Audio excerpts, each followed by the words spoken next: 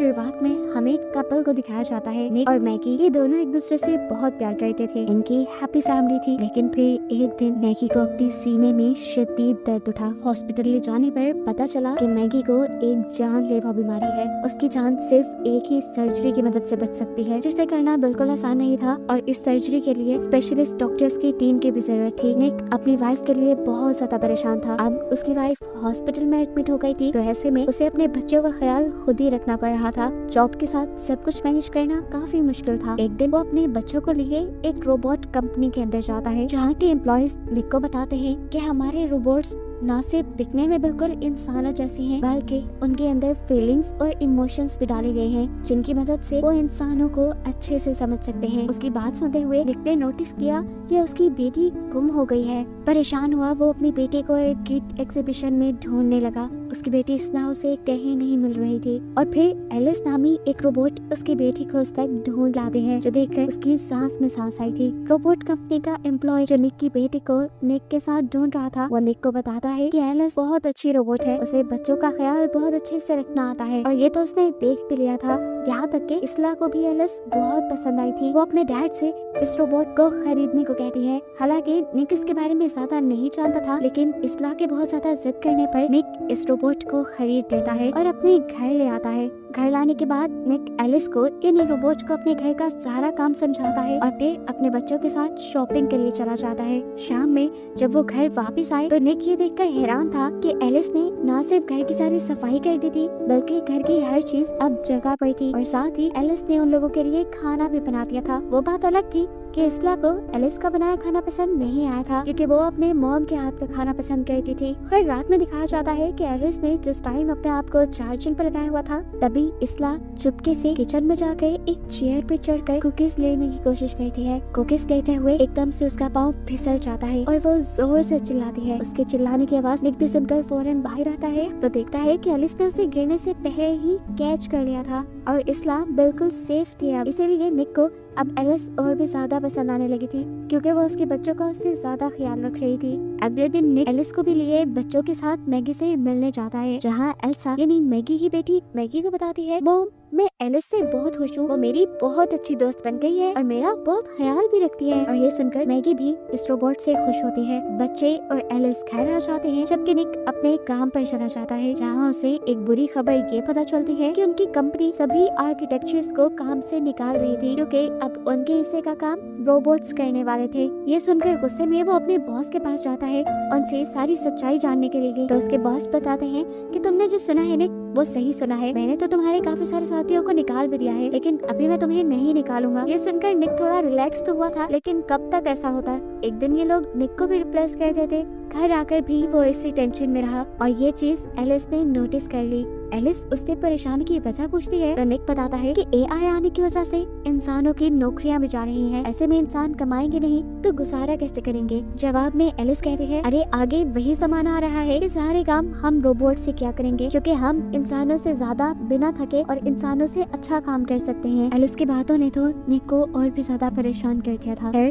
उसी टाइम निक को हॉस्पिटल से कॉल आती है, जहाँ उसे पता चलता है कि कल सुबह को मैगी का ऑपरेशन है। इसीलिए वो सुबह होते ही अपने बच्चों को लिए मैगी के पास पहुँच जाता है। आज एलिस भी यहाँ आई थी। मैगी अपने बच्चों को यहाँ पर प्यार करती है और उसके बाद एलिस को अकेले में मिलने को कहती है। निक बच्चों को लेकर कमरे से बाहर चला जाता है और मैगी एलिस को अपना डर बताती है और कहती है, मुझे लगता है कि ऑपरेशन के दौरान मुझे कुछ हो जाएगा और अगर ऐसा हो गया तो तुम्हें ही मेरे बच्चों का आइंदा के बाद ख्याल रखना होगा। बाहर निक डॉक्टर्स की डिटेल्स लेने लगता है, जहाँ उसे पता चलता है जो डॉक्टर्स की टीम मैगी का ऑपरेशन करने आने वाली थी वो अब किसी वजह से नहीं आ रही। और ये सुनकर निक बहुत ज्यादा गुस्सा हो गया, लेकिन उसके हाथ में कुछ था भी नहीं, वो कुछ नहीं कर सकता था। हार कर वो घर आ गया और रात में उसका गुस्सा और भी ज्यादा बढ़ गया। एक तो उसे अपनी जॉब की टेंशन थी और अब मैगी भी उसके साथ नहीं थी। उसकी इस फ्रस्ट्रेशन को देखते हुए एलिस उसके पास आती है और उसे काम डाउन करने की कोशिश करती है और ये करते हुए वो आहिस्ता आहिस्ता निक के करीब भी आ रही थी। निक को ये सब बिल्कुल अच्छा नहीं लगा, इसीलिए वो गाड़ी लेकर बाहर चला गया। जब वो घर वापस आया तो उसने देखा कि उनकी जो फैमिली फोटो वहाँ लगी हुई थी उसमें अब कहीं भी मैगी नहीं थी। ये देखकर वो जोर से एलिस पर चिल्लाया तो एलिस ने बताया, मैंने मैगी को फोटो उसमें से इसलिए निकाला है क्योंकि तुम जब जब उसे देखोगे तुम्हें याद आएगी और तुम्हारा दुख पड़ेगा।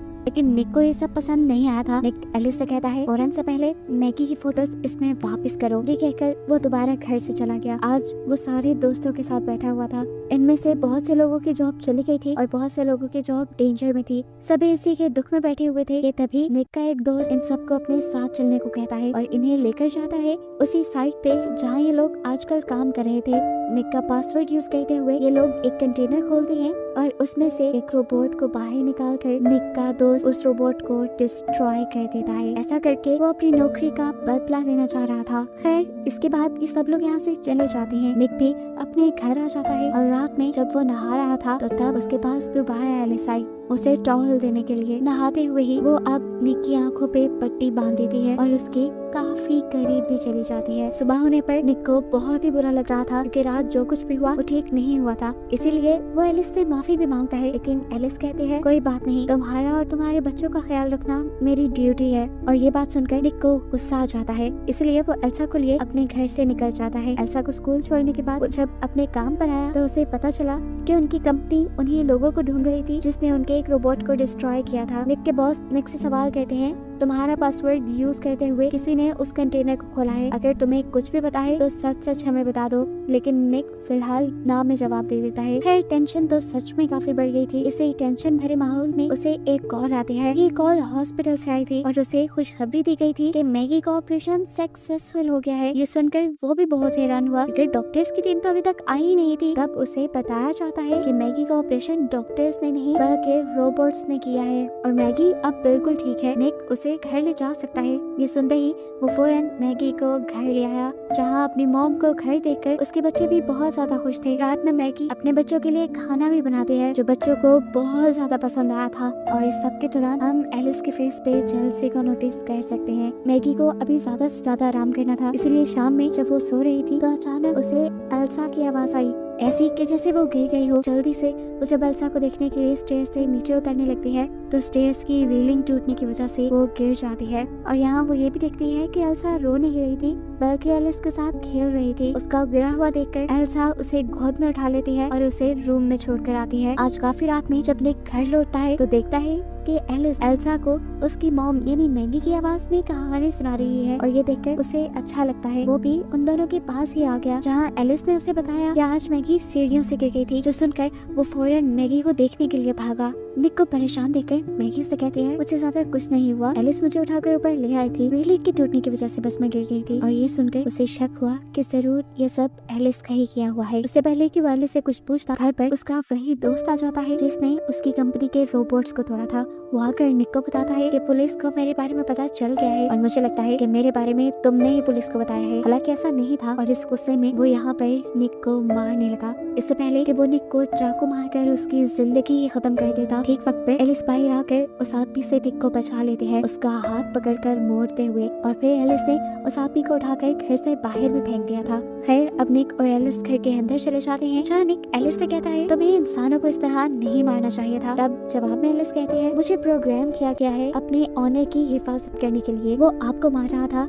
और मैंने आपको बचाने के लिए बस उसे मारा है। यही बातों ही बातों में निक मैगी का भी जिक्र कर देता है और एलिस निक से कहती है कि मैगी के मरने के बाद मैं मैगी की भी जगह ले लूंगी। और ये सुनकर निक गुस्से से आग बगोला हो गया और उसने बोला, मैगी की जगह कोई भी नहीं ले सकता, कोई भी नहीं। सुना तुमने? असल में एलिस के दिमाग में ये बात मैगी ने खुद ही डाली थी जब वो हॉस्पिटल में थी, लेकिन अब तो मैगी ठीक होकर घर आ गई थी। गुस्से में जब निक वहाँ से जाने वाला था तब एलिस ने उससे कहा, देखना मैं तुम्हें पा ही लूंगी और मैं तुम्हें अपना करने के लिए किसी भी हद तक जा सकती हूँ। ये कहकर वो घर से बाहर निकल गई और हमने देखा कि वो उसी आदमी के घर आई थी जिसने अभी निक के ऊपर हमला किया था। एलिस इस आदमी से कहती है, तुम्हें निक पर हाथ नहीं उठाना चाहिए था, तुम जानते हो इसका अंजाम बहुत बुरा हो सकता है। उसकी धमकी सुनकर इस आदमी को भी गुस्सा आ जाता है और वो अपनी गन निकाल लेता है, लेकिन वो नहीं जानता था कि सामने उसके उससे ज्यादा ताकतवर रोबोट है जो उसका हाथ पकड़ के उसके गन वाले हाथ को ऊपर कर देते हैं। उसके बाद एलिस ने उसकी गन छीनकर उसी के ऊपर तान दी। इससे पहले कि वो इस आदमी को मार देती, इस आदमी की भी रोबोट आकर एलिस से इस आदमी को बचाने की कोशिश तो करती है लेकिन नाकाम रह जाती है क्योंकि बिना वक्त जाए किए एलिस ने पहले इस रोबोट को शूट किया और फिर इस आदमी को शूट करके मार डाला। यहाँ हम अगली सुबह देखते हैं कि निक अपने बॉस के पास आया था ये रिक्वेस्ट करने के लिए कि उसके दोस्त ने गलती तो की है, लेकिन अगर उसे माफ कर दिया जाए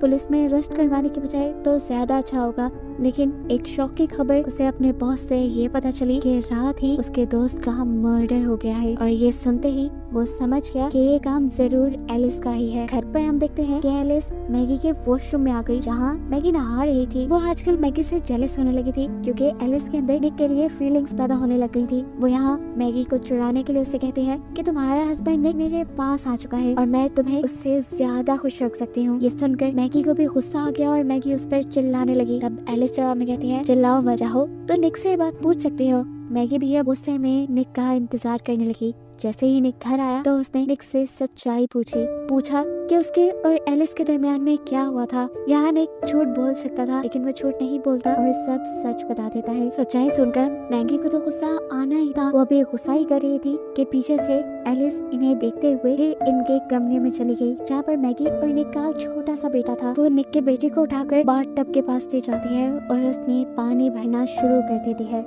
एलिस को ऐसा करते एल्सा देख चुकी थी, जो फौरन निक और मैगी को ये बात बता देती है कि एलिस उसके छोटे से बेटे को पानी में डुबा रही है। उसे बचाने के लिए फौरन निक और मैगी बाथरूम के पास आते हैं तो देखते हैं कि बाथरूम का दरवाजा नॉक था। ये देखते हुए बिना वक्त जाया किए निक ने ये दरवाजा तोड़ना शुरू कर दिया। जब तक दरवाजा टूटने में टाइम लग रहा था, मैगी खिड़की से उतरकर छत से होते हुए अपने वॉशरूम की विंडो से वॉशरूम में पहुंची। मैगी को यहाँ तो देखकर एलिस गुस्से में मैगी के ऊपर हमला कर देती है। उसको गले से पकड़ते हुए दीवार से लगाकर ऊंचा उठा देती है। इससे पहले कि मैगी मर जाती, ठीक वक्त पर निक भी वॉशरूम का दरवाजा खोलकर अंदर आकर एक लैंप को एलिस के चेहरे पर मारते हुए उसे मैगी से दूर करता है। निक को ऐसा करते देख एलिस को गुस्सा आया था। जिस लैंप से निक ने एलिस पर हमला किया था, मैगी बड़ी ही चालाकी से उसका स्विच ऑन कर देती है, जिससे एलिस को बहुत ज्यादा बिजली के झटके लगते हैं और उसकी सारी प्रोग्रामिंग फेल हो जाती है, यानी वो रोबोट खराब हो जाता है। इंसानों की जुबान में वो मर जाता है। अगले सीन में हमें दिखाया जाता है कि एलिस की कंपनी वाले आकर एलिस को यहाँ से ले गए थे।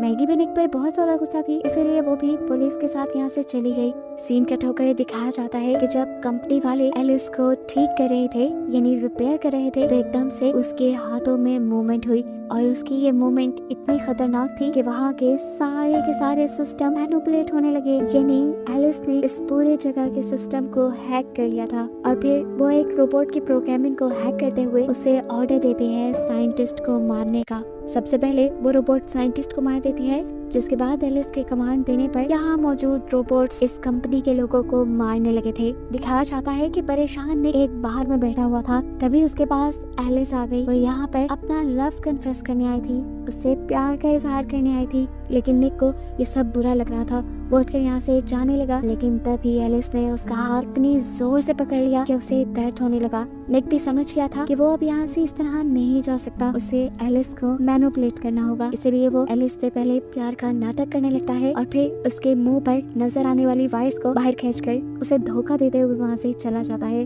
वायर्स के खींचने की वजह से एलिस वहाँ पे होश हो गई थी, या कह लें कि एलिस बंद हो गई थी। सीन कट होकर हमें मैगी को दिखाया जाता है, जो हॉस्पिटल में थी। जाहिर सी बात है उसका बेटा वहाँ पर एडमिट था। अब जिस हॉस्पिटल में वो थी उसी हॉस्पिटल में आ जाती है एलिस। हॉस्पिटल के कंप्यूटर को हैक करके वो मैगी के बेटे का रूम नंबर पता करने लगती है, और जब नर्स आकर उसे ये काम करने से रोकती है तो एलिस नर्स का भी गला घोटकर उसे मार देती है। उसे मैगी के बेटे का कमरा पता चल गया था। जब तक उस कमरे में पहुंची तो उसने देखा कि मैगी अपने बेटे को लेकर यहाँ से जा चुकी है। इधर दिखाया जाता है कि निक कॉन्टिन्यूसली मैगी को कॉल करने की कोशिश कर रहा है, लेकिन मैगी का फोन तो हॉस्पिटल के बेंच पर ही रह गया। मैगी का पीछा करते हुए वो पार्किंग लॉट में आ गई, जहाँ मैगी अपने बच्चों को गाड़ी में बिठाए यहाँ से जाने ही वाली थी, लेकिन तभी एलिस उसके सामने आ गई। एलिस गाड़ी के अंदर ही हाथ डालकर मैगी को मारने की कोशिश करती है, लेकिन तभी ठीक वक्त पर निक वहाँ अपनी गाड़ी लाकर अपनी गाड़ी से जोर से एलिस को टक्कर मार देता है, जिससे फिलहाल के लिए मैगी से तो एलिस दूर हो गई, लेकिन निक की कार का बुरा एक्सीडेंट हुआ और उसे खुद भी बुरी तरह चोट आई। उसे देखने के लिए मैगी फौरन अपनी कार से निकली। उसे जाकर निक को भी कार से निकाला और देखा कि निक को बहुत चोट आई थी और वो बेहोश भी हो चुका था। इससे पहले कि वो कुछ करती, एलिस दोबारा मैगी के ऊपर ही हमला कर देती है और उसे नीचे जमीन पर गिराते हुए अपनी ही बॉडी से एक लोहे की चीज निकालकर उसे स्टैब करने की कोशिश करती है, लेकिन ठीक वक्त पर निक उसके इस हमले को नाकाम बना देता है, उसे वहाँ से दूर फेंकते हुए।